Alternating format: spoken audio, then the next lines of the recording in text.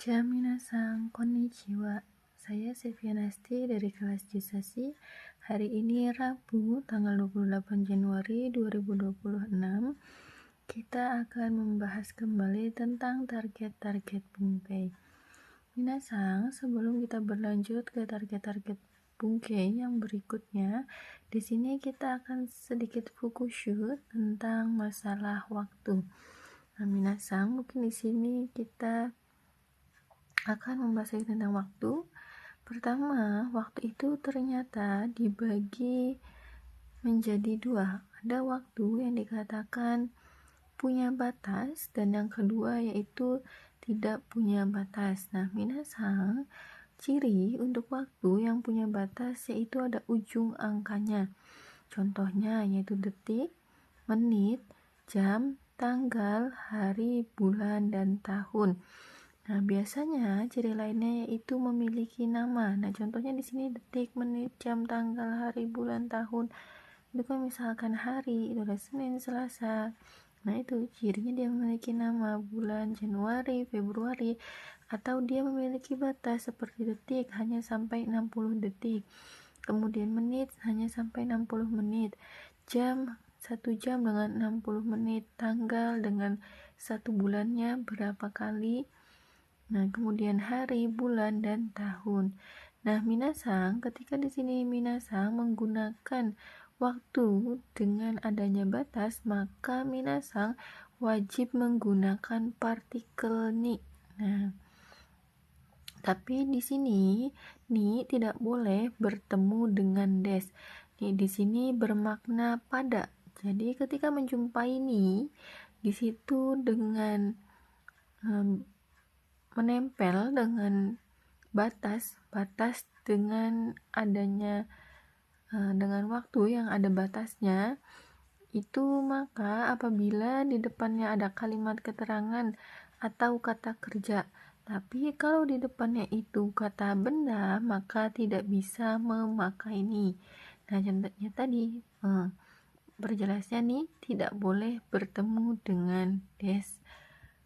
Jadi minasang, ketika minasang menjumpai kalimat atau mungkin di situ minasang sedang membaca dokai, maka minasang bisa langsung melihat terlebih dahulu ketika ingin mengisi partikel.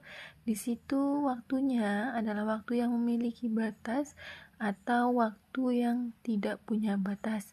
Dan minasang lihat di depannya itu kata kerja atau keterangan atau kata benda.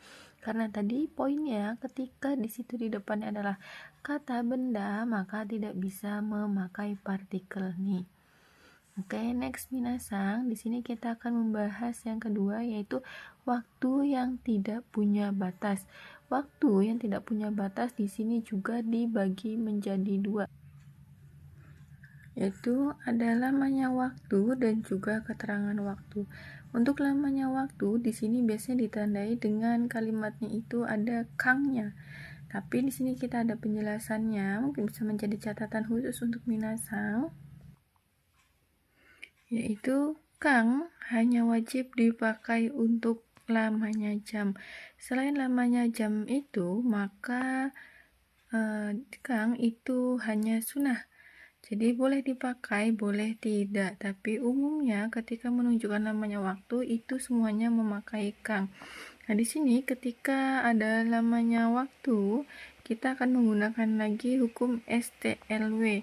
Nah, tetapi ketika menggunakan STLW itu tidak boleh ada partikel. Nah, contohnya di sini ada sangmai kite okaimasu. Nah, di sini ketika ada kata sangmai, nah kemudian di situ lanjut dengan kata kerja, jadi tidak boleh ada partikel di setelahnya STLW. Nah, ini sifatnya fleksibel. Nah, maksudnya fleksibel itu hukum STLW, fleksibelnya itu boleh di depan atau di belakang benda. Intinya berada di sebelum kata kerja. Nah, minasang, di sini ketika ada contoh lain, tadi kenapa tidak memakai partikel? Contohnya itu ketika ada mengatakan ada satu orang. Nah, Minasang tidak perlu memakai partikel ga seperti yang umumnya minasang dengar orang-orang mengatakan hitori ga imas, karena mungkin berpikirnya imas atau arimas itu berpasangan dengan partikel ga. Tapi di sini ketika menunjukkan STLW maka itu tidak perlu menggunakan partikel. Di sini ketika menjumpai kata-kata tadi hitori ga imas, maka yang benar itu hanyalah hitori imas, ga-nya itu tidak perlu dicantumkan.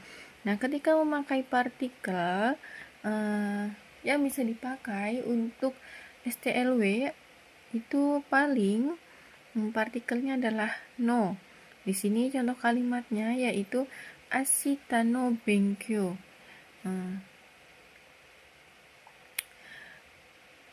Belajar untuk besok. Maksudnya di sini karena menunjukkan dalam satu konteks maka baru boleh menggunakan, dan itu pun hanya partikel no. Yang boleh hanya dua, yaitu partikel no atau partikel wa. Karena partikel wa seperti yang kita tahu dia adalah rajanya partikel, jadi bisa ditaruh di mana saja. Nah, untuk yang kedua yaitu ada keterangan waktu. Di sini tuh contohnya seperti pagi, siang, sore, 2 bulan lalu, 1 bulan lalu, 2 bulan ke depan, 3 bulan ke depan, dan lain-lain. Oke, lanjut minasang. Di sini selanjutnya kita akan membahas tentang target bungke dengan nomor target 138, 139, 140, 141, 142. Yaitu kita akan membahas tentang kotoga dekimas. Nah, kotoga dekimas di sini diawali dengan bentuk jisokei, kemudian rumus kotoga dekimas. Ketika memakai jisokei, maka maknanya itu adalah bisa atau kebisaan atau dapat dari kata kerja itu sendiri. Nah, kemudian ketika minasang menjumpai koto des, nah ini itu biasanya dijumpai ketika menjelaskan tentang hobi seseorang. Nah, mengapa di sini tidak memakai ga? Itu karena di sini menunjukkan perihal, bukan menunjukkan suatu kegiatan. Nah, jadi minasang ketika minasang di situ melihat pasangan depan itu adalah jisokei, atau mungkin disitu bukan jisokei melainkan suatu perihal, maka minasang bisa membedakan artinya. Tadi kalau perihal artinya bisa jadi hobi, kemudian ketika jisokei maka itu diartikan sebagai bentuk kebisaan. Nah, kemudian yang ketiga di sini ada bentuk kotoga sukides yang menunjukkan suatu kesukaan atau kegemaran. Nah, di sini contohnya untuk jisokei kotoga dekimasu yaitu ada kanji o yomu kotoga dekimasu. Nah, di sini minasang bisa melihat ketika ada kata kerja yang tadinya itu yomimas, maka minasang merubahnya terlebih dahulu ke dalam bentuk jisokei menjadi yomu. Dan di sini menunjukkan kebisaan karena berpasangannya dengan dekimas. Kemudian yang kedua, untuk contoh perihal atau hobi ada contohnya watashi no sumi wa sosetsu o yomu koto desu. Nah, di sini menjelaskan kalau hobi saya itu adalah membaca novel. Nah, minasang yang ketiga di sini kita akan bahas kotoga sukides yang menyatakan tentang kesukaan atau kegemaran kita, yaitu manga o yomu no ga sukides. Di sini juga sama, minasang diubah dulu ke dalam bentuk jiso. Nah, minasang di sini kenapa di sini bentuknya no dan di sini bentuknya koto? Jadi kedudukannya no dengan koto itu sama. Jadi ketika minasang ingin menggunakan no atau koto itu boleh bebas, tapi jangan digunakan dua-duanya dalam satu bentuk kalimat atau bungke. Nah, kemudian yang terakhir di sini ada tentang membendakan kata kerja, yaitu dengan cara diganti jiso kemudian dipasangkan dengan koto atau bentuk no. Oke, minasang lanjut. Di sini selanjutnya kita akan membahas tentang target bungkei nomor 146, 147, 148 dan 149. Di sini kita itu sebenarnya akan membahas tentang Futsukeika atau Futsukeika Douka, tapi sebelum masuk ke dalam target bunge ini, mungkin di sini kita akan sedikit membahas tentang penyambung konteks. Nah, jadi minasang, ga itu kedudukannya sama dengan kadoka. Nah, jadi dalam menerjemahkan ga atau kadoka itu hanya untuk satu konteks saja. Contohnya mungkin di situ satu kata di depannya. Tapi ketika minasang di situ menjumpai satu konteksnya, itu di depannya diawali dengan bentuk partikel no, kemudian ada partikel di sini o, kata sifat i, na, atau yang lain-lainnya yang ada di sini, maka itu termasuk ke dalam satu konteks. Beda halnya ketika partikel yang sebelumnya itu bukan yang tertera di sini atau bukan bentuk-bentuk yang tertera di sini, maka itu bukan satu konteks. Nah, di sini untuk contohnya yaitu ada Kurasuni denki ga sukimasu. Nah, cara mengartikannya, minasang dimulai dengan terjemahan awal ga, maka menerjemahkannya dari sebelum kata ga, itu dari kata denki, itu menjadi terjemahan awalnya.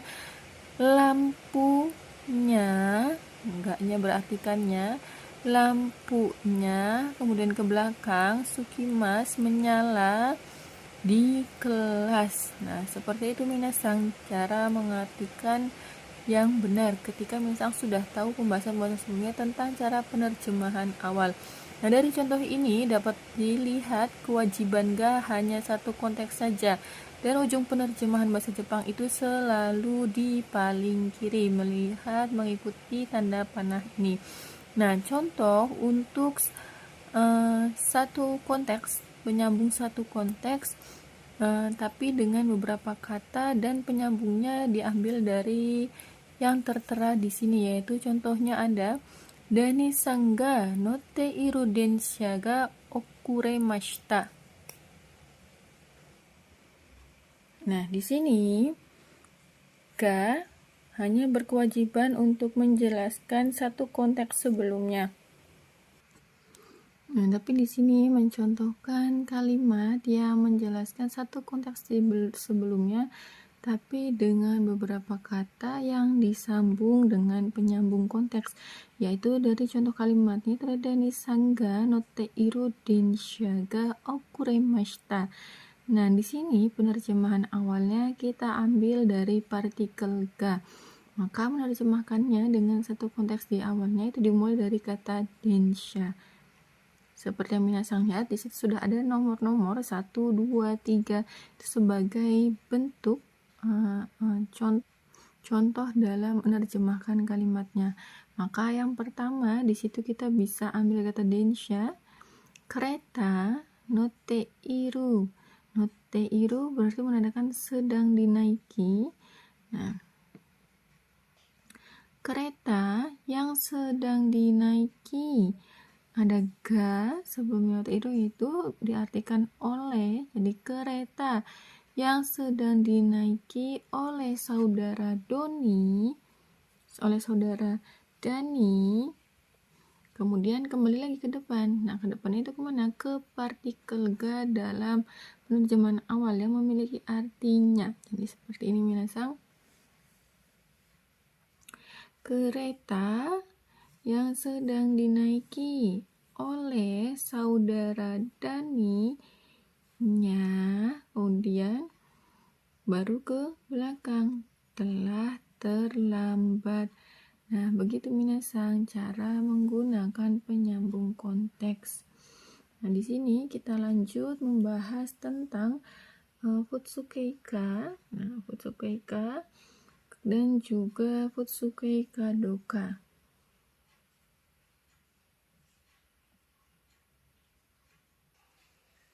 Nah, minasang, di sini Futsukaka itu ada keterangan. Nah, untuk penggunaan Futsukeika di sini itu syarat wajibnya harus ada gimongshi. Nah, gimongshi itu ada apa? Ada kata nan, dare, doko, kemudian pertanyaan kata tanyaan lainnya. Dan di sini Futsukenya seperti kita tahu menggunakan ru, ta, nai, tai, sifat i, kata sifat na, atau kata benda. Dengan kata sifat na, na-nya itu dihilangkan dan kata bendanya langsung saja ditempelkan ke bentuk ka-nya. Nah, di sini contohnya itu ada eiga nanjini haji maruka wakari maseng. Nah, cara mengartikannya di sini kita mulai dengan adanya penerjemahan awal, yaitu ada partikel ga. Jadi dimulai dengan satu kata sebelum ga. Lalu ada eiga. Nah, filmnya, di sini ada koma, berarti kita mulai dari belakang. Dimulai ada ni pada nanji jam berapa, kemudian baru ke belakang wakari maseng, tidak tahu. Nah, begitu minasang. Jadi penggunaan ka itu ketika hanya ada gimongsi. Lalu bagaimana ketika tidak ada gimongsi? Nah, ketika tidak ada gimongsi, maka kita menggunakan kata kadoka. Nah, untuk kadoka itu sama diawali dengan bentuk futsuke. Nah, kemudian makna dari kadoka sendiri yaitu atau tidaknya. Nah, di sini contohnya sensei wa kyoshitsu ni iru kadoka shirimasen. Nah, cara mengartikannya di sini ada partikel wa, jadi dimulai dari penerjemah awal yaitu partikel wa, satu kata sebelum partikel wa. Guru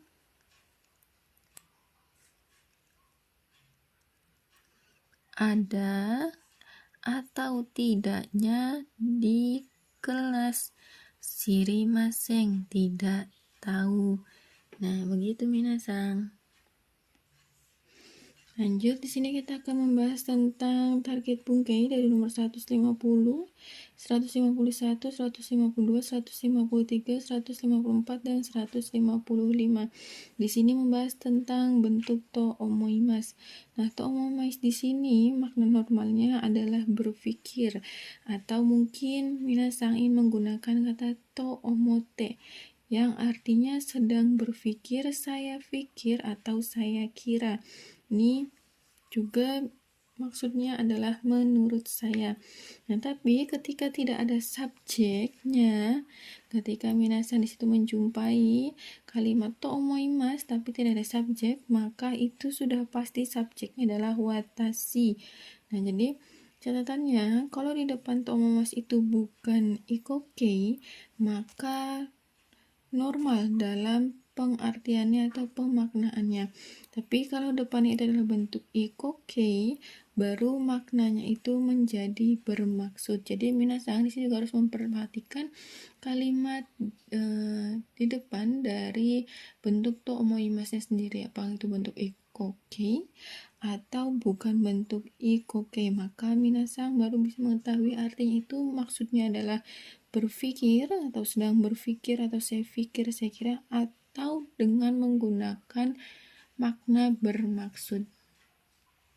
Oke minasang, selanjutnya di sini kita akan membahas tentang target bungkei nomor 156 sampai 162 yang membahas tentang to pengulangan untuk kutipan. Nah, di sini ketika menjumpai bentuk to pengulangan kutipan, maka menggunakan bentuk terjemahan awal karena termasuk ke dalam bentuk simbol penerjemahan.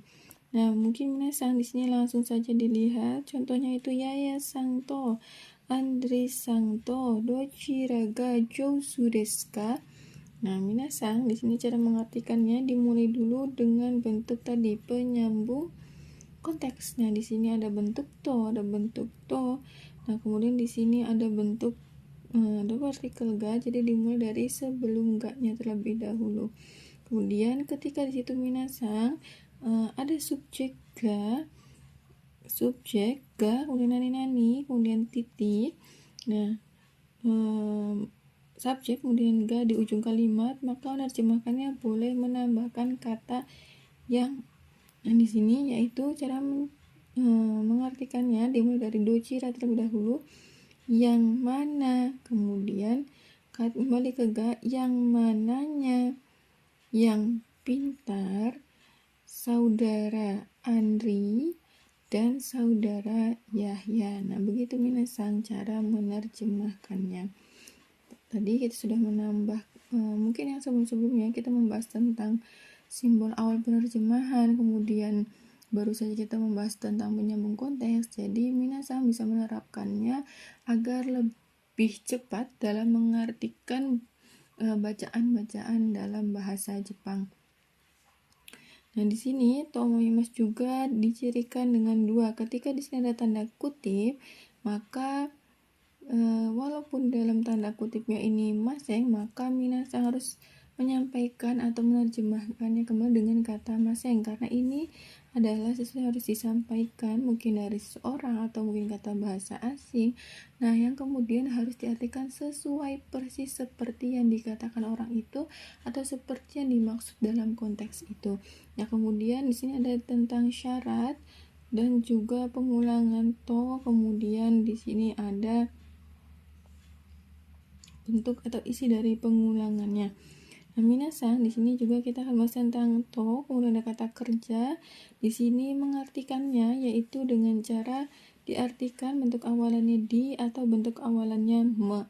Nah, di sini contohnya ada to imas, bisa diartikan dengan mengatakan atau dikatakan. Yang kedua ada menyebutkan atau disebutkan. Yang ketiga menamakan atau dinamakan. Yang keempat katanya atau berkata. Nah, di sini dalam bentuk to imas itu juga ada bentuk to omoimas. Nah, biasanya dalam bentuk to imas itu menjadi to ite, atau orang dalam bahasa Jepang yang sudah mungkin atau orang asing yang sudah sehari-harinya menggunakan bahasa Jepang itu biasanya langsung menyebutkan hanya dalam bentuk ate. Nah, tapi ini digunakan untuk seumuran ke bawah. Minasang tidak bisa menggunakannya untuk yang pangkatnya lebih tinggi dari kita. Jadi ketika minasang menggunakan bentuk T itu jangan sampai digunakan kepada sacho atau kepada buco atau kepada kaco atau mungkin kepada orang tua, itu juga termasuk kurang sopan. Nah, di sini mungkin bentuk futsu dari des itu ada da, bentuk desta ada data, kemudian dari toite ada ete. Nah, seperti itu minasang untuk pembahasan target mungkin hari ini. Semoga bermanfaat. Otsukare sama desta, arigatou gozaimasu.